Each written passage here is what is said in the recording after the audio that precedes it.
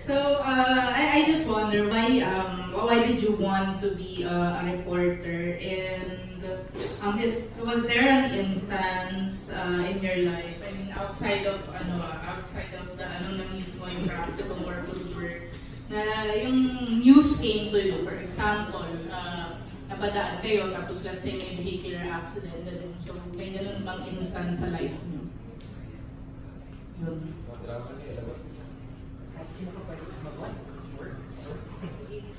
Assalamualaikum. Ako po si Miss Manal from Cotabato.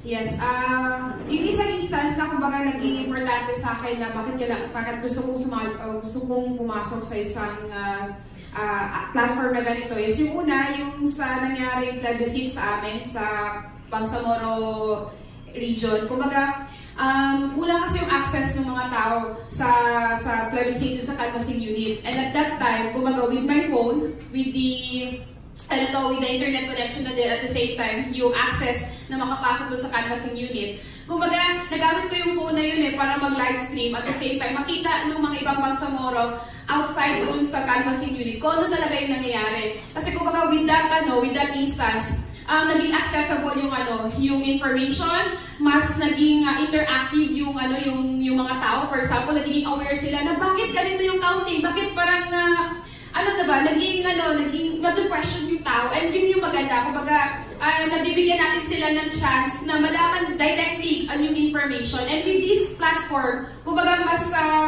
mararamdaman natin o mararamdaman ng lahat na yung storya na yun is hindi lang para dun sa mga may access lang dun sa information, kundi para sa atin lahat. So yun yung use nung ganitong platform, and that would be all. Thank you. Thank you.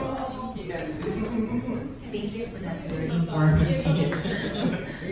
Yung ibang patao may gusto I mean, why did you become reporter? Kasi nga, may real life experience kayo na news came na parang wala naman akong napisod na story na biglang boom, gusto ko maging journalist. Ako pala si Anthony, by the way. Reporter na rin ako before, pero sa ibang platform. I just remember, yung mother ko kasi meron siyang pwesto meron siyang tindahan sa may palengke namin. At dun sa harap ng store ng mother ko, merong tindahan ng tinapa. At ang tinapa, ang pambala sa kanya, dyaryo. So doon ako natutong magbasa ng dyaryo. Doon ko naging favorite yung, Philippine Daily Inquirer. So naging reporter ako ng online platform nila, and na-hone yung skills ko through campus journalism. And meron tayong nasa campus journalist din dito. So malaking bagay yun. Gusto ko maging journalist kasi gusto kong bigyan ng linaw yung mga nangyayari sa bayan natin. Yun na po.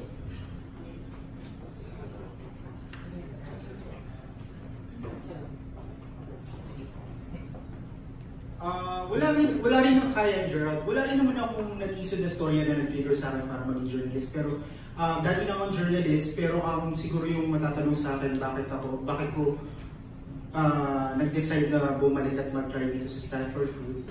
So tingin ko po kasi ako personally, I'm bisexual, so I want someone, I want na ma-inspire din para magkaroon ng representation po sa media.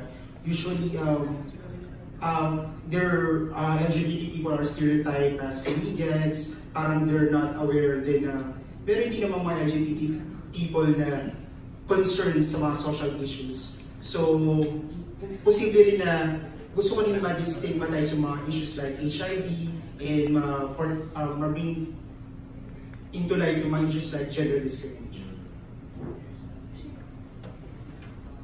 Hello, Assalamualaikum warahmatullahi wabarakatuh from Araulo City po, Asmarian Labaw. Dagdag ko lang po doon sa sinabi ni Manal na we are in the southern part of the Philippines, and ako din po, isa din po akong aktivista. Ang dami kong reklamo sa gobyerno, ang dami kong sometimes ang dami kong kino-question sa government, bakit ganon, bias, hindi siya naririnig, no? So ngayon nagkaroon ako ng chance na ikwento kung ano man yung mga positive image ng Muslim community in the South. And we are now looking forward na matanggap nyo kung sino man yung mga tao sa Bangsamoro, makilala nyo kami ng todo through not only in the national or mainstream community but in the global scale na makilala nyo ang Bangsamoro as we now in the new Bangsamoro government that we are tracking right now. So thank you so much for that.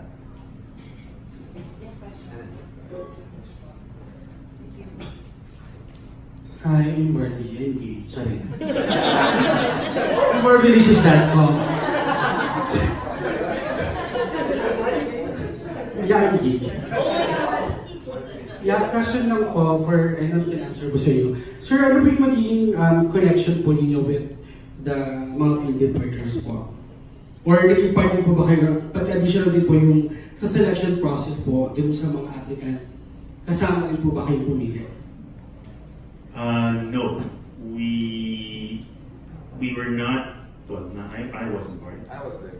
Yeah, may training, may nag-undergo rin sila ng training, which, to be honest, nakakaingit kasi ang dami nilang mga stellar journalists who were very generous with their time and shared different skills that you need to become a effective reporter. So, dyan si Ma'am Jessica Sobo, si Sir Howie Severino, even people who are behind the camera giving their tips on how to make these stories. But in the actual selection of the reporters, wala kaming say doon. At least wala akong say. I can't speak for Richard. Baka meron akong secret and then balot or something. But I just have to say that it was a very strong field. It was a very strong field of reporters. I think we received how many roughly, Sir Brian? 150 submissions, and you can imagine it was hard for us to pick the 10 best reporters for this program. So we're very happy to work with these. I hesitate to say young reporters kasi young reporters, young but not naive, and very skillful. And I mean, more than any other program, I think the lines are blurred between people who are so-called anchors and the people in the field, because the roles should be interchangeable. Well, I was partially involved, at least in terms of the selection of, I think, the final 15, if I'm not mistaken. And I tried to drop by some of their talks, including the one with Howie, and I was also very jealous, like, what we're not getting that kind of training.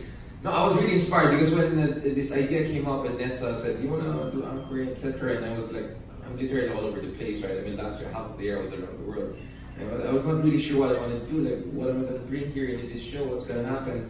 You know, I and Atom kind of bumped into each other in the past, but we didn't know each other very much. And Joyce, I got to know her later on. But at least I had a chance to go through the applications, and I was like really inspired. I was touched. I'm a teacher by heart. I've been teaching in university, so when I was listening to how much they were interested to bring like a human story into mainstream online discussion, right? It was really inspiring to us, and this is really the creme de la creme. The best of the best from a very competitive field, right? And just a while ago, I'm not going to spill too many confidential information, but a while ago we were talking how we can work as a team, right? Because usually how it works, it seems in these countries that everyone is a star in their own, and they just come together the other month and then they just go together and they go their own ways. I hope that we also build the kind of a kind of a teamwork here, right? From now on, we're thinking how to make this show really different, because this is going to be hopefully the gold standard, not only for the Philippines, but for the region, right? Because this is a YouTube also supported project. And you see Asia is in a very difficult spot right now when it comes to press freedom. And Asia is also where a lot of social media craziness is happening, right? Whether it's Indonesia, fake news, whether it's Philippines, among others. So we're in a very tough battle here. That's why the responsibility is also very much on us to break the barriers and do something new. And I'm really confident in the team, not only in Atom and Joyce, but I think that our reporters are doing a fantastic job. And I hope that we'll do more synchronization in terms of what are the themes you want to cover. And we were even thinking that maybe I'll set our own 15 minutes in terms of online show. We can do also supplementary and corollary kind of productions to kind of build on things that we couldn't say in 2, 3, 4, 5 minutes. So my behind the scenes directors cut things like that also that you should look forward to. Thank you very much. Then additional po, kasi siguro sa mga young reporters natin, parang galing sila from different walks of life. So, ibig sabihin ba nito, for example, may mga from Mananaw, so yung topic lang ba na i-cover ninyo pag nagre-report kayo is dedicated lang dun kung saan kayo nag-aling or kung ano yung pinaportray. For example, sa lifestyle, sa kalambag, or pwede mag-interchange.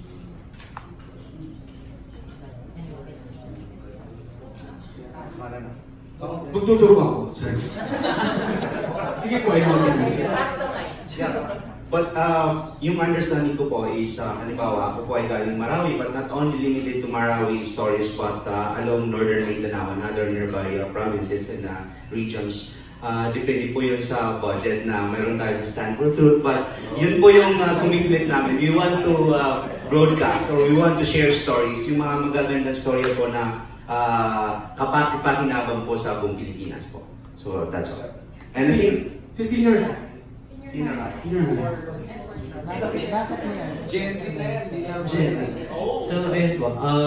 Basically, yung mga news story na gagawin ko po ay more of relating to the Gen Z sa generation ko. So, we can attract more viewers sa newer generation kasi we are constantly evolving. So, we need to get more viewers. And I think this is a way to show that the youth is actually active in nation building and stuff like that. So, yeah, but I'll not just focus on student-based stories, but stuff that affects the youth in general and how it connects to the youth. Last na lang. Kasi may mga reporters tayo from GMA na, yun po, iba rin tinataak din ng path. For example, dati sila Ruth Cabal, o kilala ko dito. Tapos kayo si Sir G.K. na tumatakbo sa senator, sorry. So yung mga young reporters ba natin, definitely, dito rin ba tayo kukuha ng mga future reporters na pwedeng kunin GMA News? Yes, I don't think I can answer that question, although I would say that obviously it would be a waste of time kung hindi ma-maximize yung storytelling skills ng new generation of reporters. I always say that even though we are separated by X number of years in terms of experience, once you make your story, it's a level playing field. Any one of us can produce a good story, and even more quote-unquote senior reporters and journalists can be susceptible to bad storytelling or lazy journalism. So I hope that with the advent of digital journalism, which we are basically getting into, Stand for Truth, the platforms become bigger and bigger so that more people can actually share their story. Kasi medyo crowded na rin sa television, that's admitted, parang we don't have a lot of room for news and public affairs programming. It's not just true for this organization, that's across different platforms. Pero yung online, parang ano pa yan it's a very vast and evolving landscape, and anyone can upload their content. So mas mahirap na mapansin, pero mas democratized kasi kahit na sino pwede gumawa ng storya. So yun yung maganda doon, yun yung potential gusto namin matang. Medyo nag-overlap itong show na to with the election season, right? But we don't want this to be just a seasonal thing. So I think the more medium-term focus or the kind of long-term focus we have is hopefully to make this much more permanent, right? And show to the rest of perhaps the business model that this kind of things can actually work, right? A kind of millennial savvy, at the same time substantive, but also kind of cool and appealing kind of production, right? So we're really at the cutting edge here. So hopefully we don't cut ourselves too much and we'll be able to extend this beyond just a single season or cycle. One question lang po. I don't know kung sino pwedeng sumagot. This is a 15-minute program. Can you walk us through with the format? Kung kasi pwede ba yung parang isang pin lang ba siya for each episode, tapos doon magre-revolve yung bawat segments? How is it different from the regular news program or a news magazine program? Thank you. Honestly, the format is evolving. We are also learning as we go along. Guiding principles ng namin is we want it to be fresh. We want it to be different from what we usually see on television. We want to take full advantage of the digital landscape or that kind of platform, because it's a little bit different, even though it's also visual. The way we consume online news and information is a little bit different. But going back to the meat of your question, the format, unang-una, it will be a daily show which is produced every day, which will be basically following news events as they happen daily. So it is a newscast, but it can also be considered a daily digest of the biggest things happening today. Like for people on the go, what they need to know in 15 minutes. What happened today, what are the biggest stories. But more than the information, we provide the tools for critical analysis. So that's where Richard comes in. Parang he provides context, additional information, so that hindi lang natin alam yung XYZ ng balita na who, what, when, where. Parang we get into like a deeper understanding of the news. Although again, 15 minutes is both long and short depending on how you look at it. Parang it's short in the sense na maraming nangyayari sa mundo. It's impossible to compress in 15 minutes. But it's long in the sense that 15 minutes online is a long time. Pag nanonood tayo ng video sa Facebook or YouTube, 10 seconds, 30 seconds. So to hold someone's attention for 15 minutes, that's already a big deal. And then beyond that, we also want to tap into other important aspects of our life online, which have to do with culture, which have to do with lifestyle, and getting inspired, and finding out what's going on in the Filipino music scene. So hopefully we can all bring that together into one coherent platform, so that it's kind of like a one-stop shop for everything that you need to know today. Thank you. Hi Joyce. First off, ang dami-dami mo nang ginagawa. You have your own show. I mean, you're doing a lot outside GMA also. Where are you finding time for this? And can you tell us like a little backgrounder on what's going to be in your part of the program? Thank you for that question. And that's a constant question that I'm being asked. I honestly don't know where to find the time anymore. I usually spend my days where I would just get 3 or 4 hours of sleep because I do unang hirit every day. In the car. Yes, that's in the car, precisely. And sometimes my day would go, sorry, nagkwento na ako. Unang hirit, shoot in between an event at night, and then diretso na ako unang hirit ulit.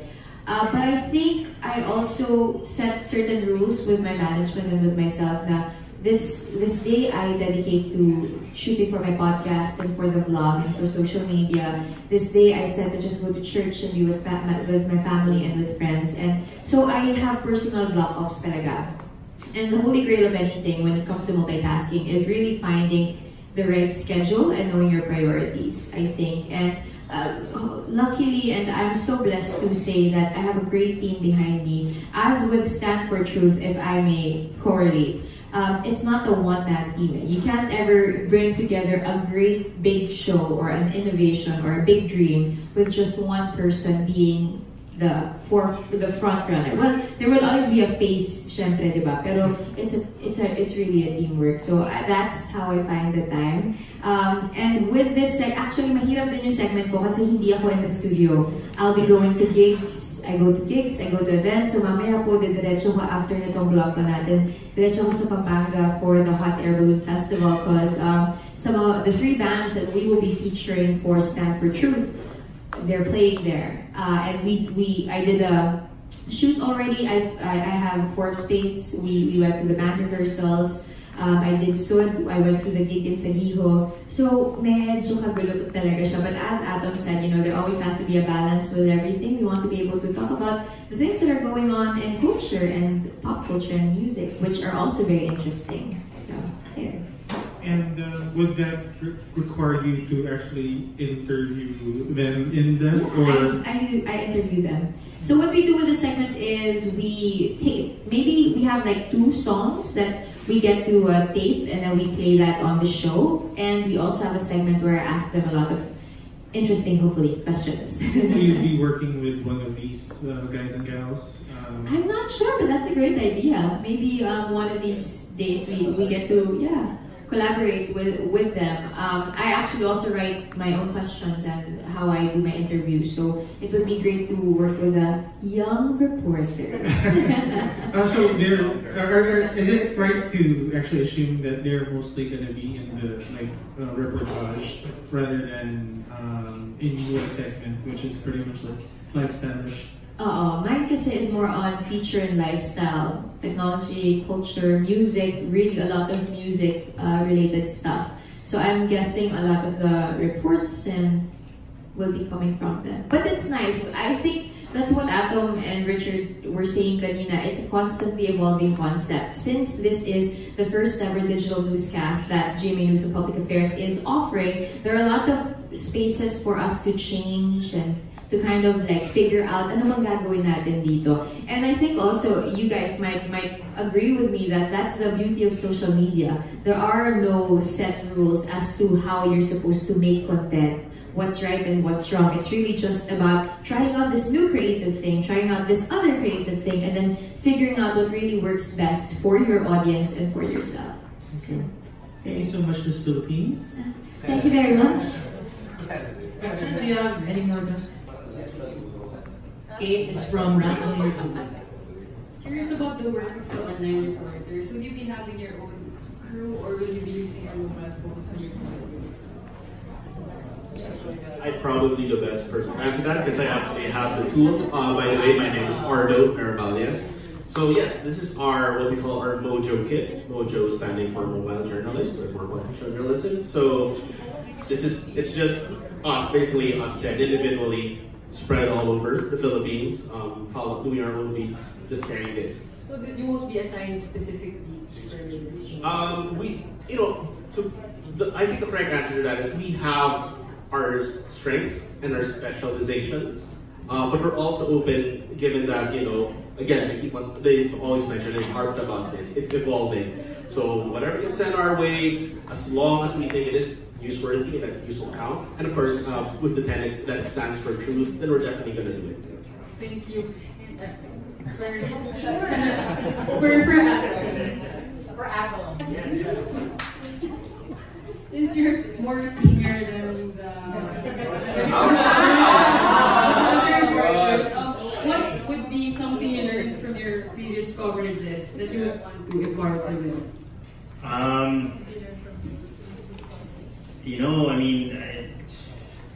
A lot of it really is just accumulating various experiences in the field. It's hard to identify one lesson that would be the most important. But I guess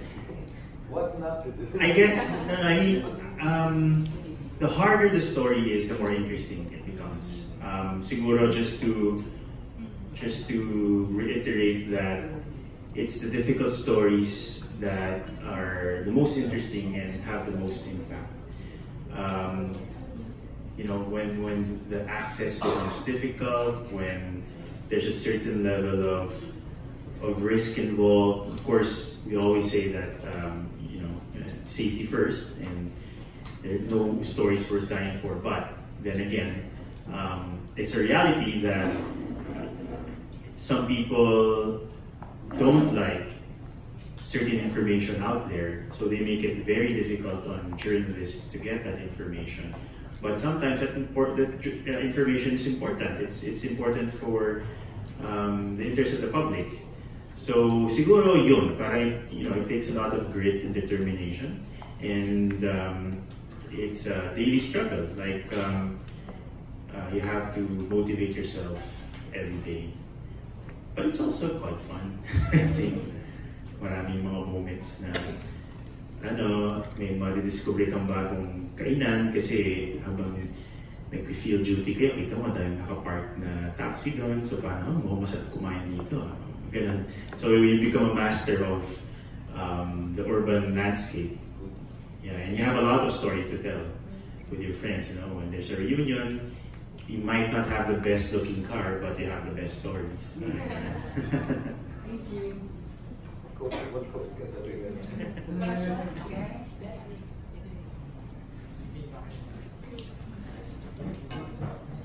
Sir, para sa GMA News team, so lately yung GMA, especially yung News and Public Affairs, naging active siya online, di ba? May mga exclusive shows na ni-launch na sa YouTube na mapapanood.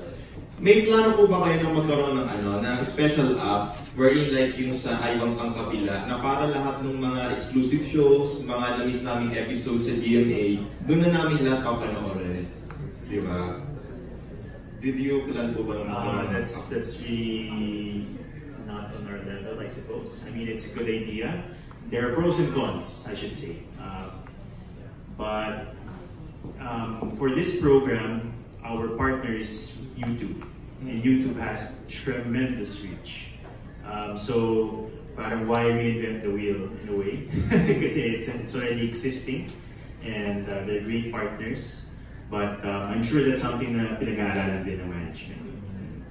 Okay. And then para po dun sa mga correspondents, paano po yung assignment ng mga news? Meron bang mga naka-assign sa inyo? Halimbawa, si ganito naka-assign lang sa topic na technology, si ganito naman lifestyle. So how do you get the topics ba ni picker sa news? Or kahit ano yung gusto nyo ipasa? So paano, may mga particular assignments pa kayo?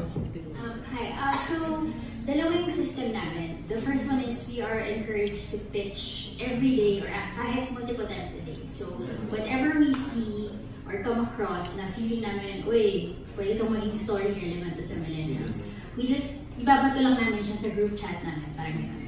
And then what happens is, because we've been together for quite a while, all 10 of us, medyo kabisado namin, ito, parang magaling si Manal dito, magaling si Edward dito. So, in that way, we get to parang find stories for each other and ourselves. Tapos syempre, yung mga bosses, nag-a-advance sila, nag-a-assign din sila. I think this would be good for this person, that person. So it's not really strictly beats kami, but more of finding stories everywhere and then finding someone who fits the story best.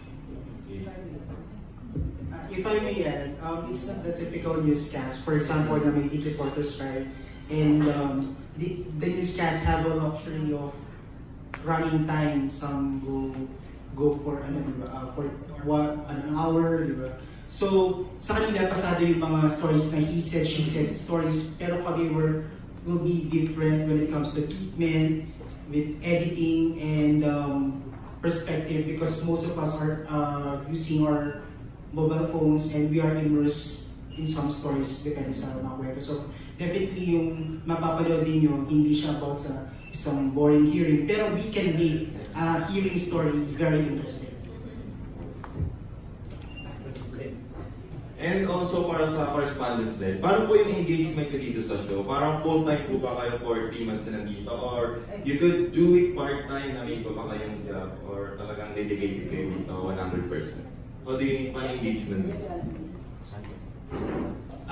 Yeah, we're dedicating our time for the show. In fact, di na nga kami makakatulog kahit isip ng storya, kahit isip ng visuals namin. Anong visuals na to? Kasi, this is a very visual platform, so hindi lang enough na may magandang content ka. Kailangan mag-compelling din yung visuals mo. And we're learning from people like you, storytellers like you.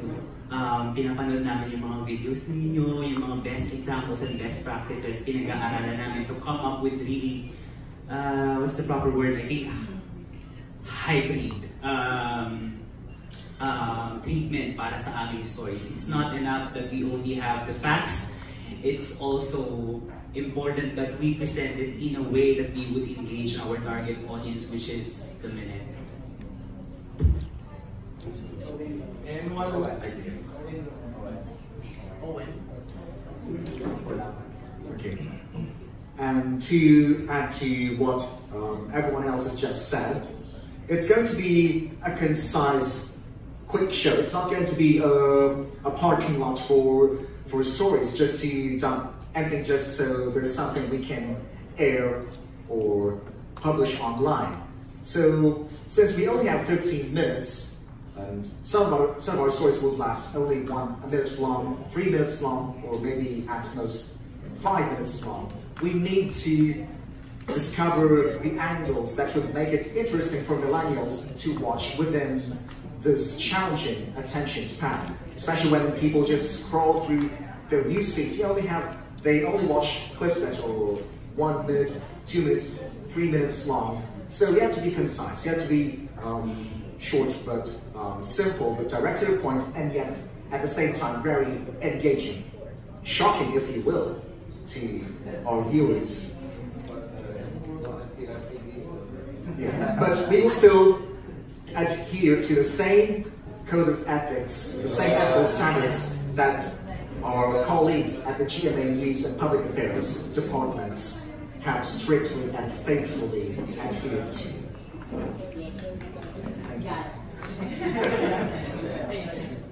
And one last na lang. How about yung exclusivity niyo? Rin mo ba kayo gumawa ng sarili niyong mga videos or maging active sa or exclusive lang talaga kay person? Or exclusive.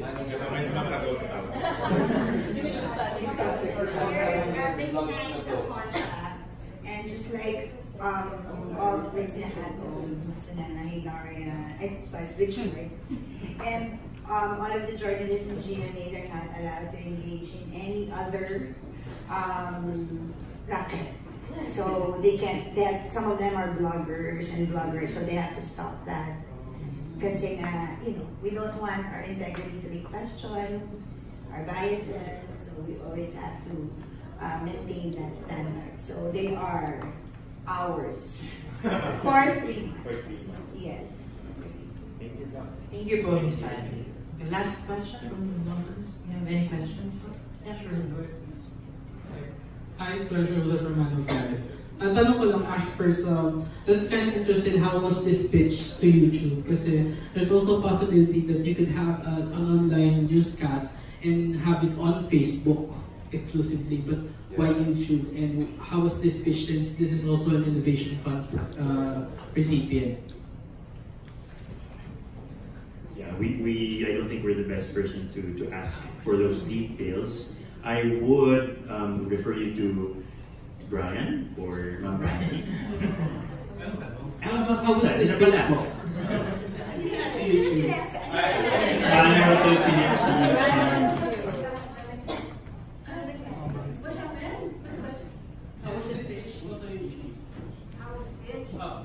Okay, there was an international competition for the YouTube Innovation Fund. So all of the partners of YouTube, everybody who produces news content was encouraged to submit.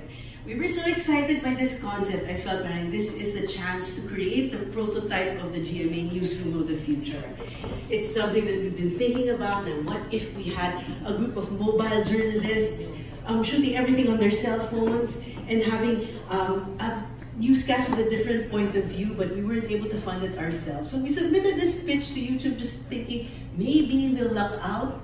And we were so shocked when we got it. And we got the full funding amount. I'm not allowed to say how much, but it's enough to fund, this entire production. And we're so proud that we got it. Thank you, Ms. Nelson. By the way, Ms. Nelson is the first Vice President for Public Affairs. I'll ask a question from Last two questions naman para sa correspondents. So for this, since you're a mobile journalist compared to other journalists na may crew, so kayo lang talaga mag-isa going to the field, and pati rin ba sa pag-edit, sa lahat ba kayo mag-handle, or kayo pa may support system din po kayo? Sure, easy. Hi, actually, sa field, yung process niyan, iba yung research kami rin.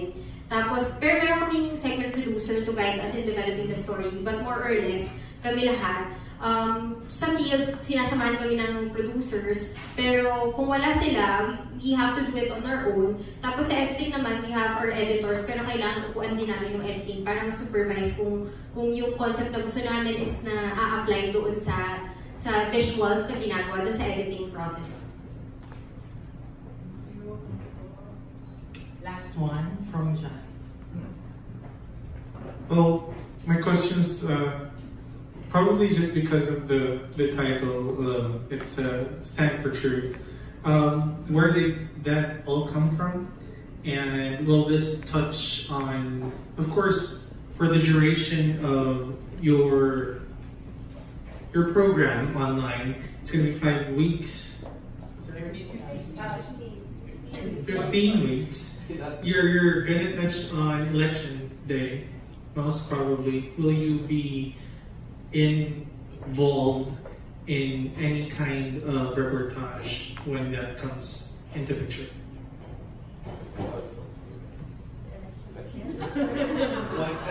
I think why stand for truth? I think, you know, I mean, this isn't an official explanation of how we came up with the title, but I guess I can just share why it resonates with me.